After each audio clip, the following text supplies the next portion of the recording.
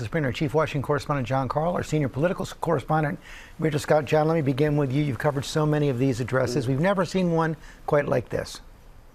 Look, we've grown accustomed to partisan State of the Union addresses, deeply divided reactions, but this, George, really did hit a new level, and that's for a couple of reasons. First of all, in that chamber, the Republicans are more fervent in their support of Donald Trump than anything we saw in his first term. Remember, in his first term, there were still pockets of resistance among Republicans in Congress. Even the Republican leaders weren't fully all in on everything Trump. Those Republicans in that chamber truly loved what they hear and reflected that. And the Democrats clearly haven't figured out how to respond to all of this. Some of them decided to skip the speech entirely. Some decided to walk out. You saw Al Green decided to get thrown out of the speech, but they haven't really landed on how to respond to Donald Trump. I suspect that the reaction in the country will very much mirror what we saw in the hall. A lot of Democrats simply not watching, those who did hating what they saw, and the Republicans truly loving what they are seeing from Donald Trump. Rachel, take us inside that chamber. You were there.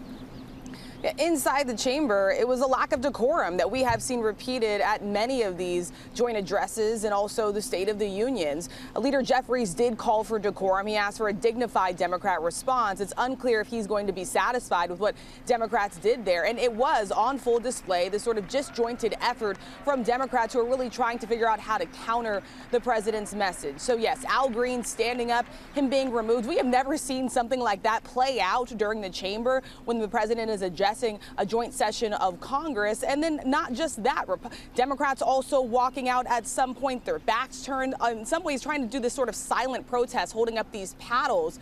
Regardless, George, this is a Democratic Party that is really trying to find their footing with very little leverage overall, with Republicans in control in both the Senate and the House. And John, the president advancing his agenda, but no new policies really in the speech last night.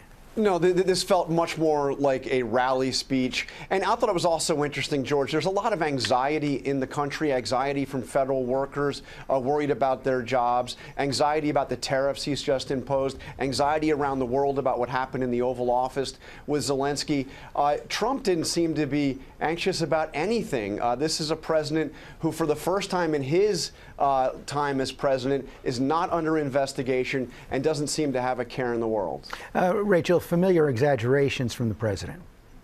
Yeah, and really a lack of reaching across the aisle. He bashed the bipartisanship deal. He took a dig at the immigration and border security bill that his own party negotiated, and really not even mentioning one big thing, government funding. The government set to run out of funding in less than a week, George. And we will talk to both the leaders of the House on the Democrat and Republican side in our next hour. Speaker Mike Johnson, Democratic leader Hakeem Jeffries. Thank you both very much.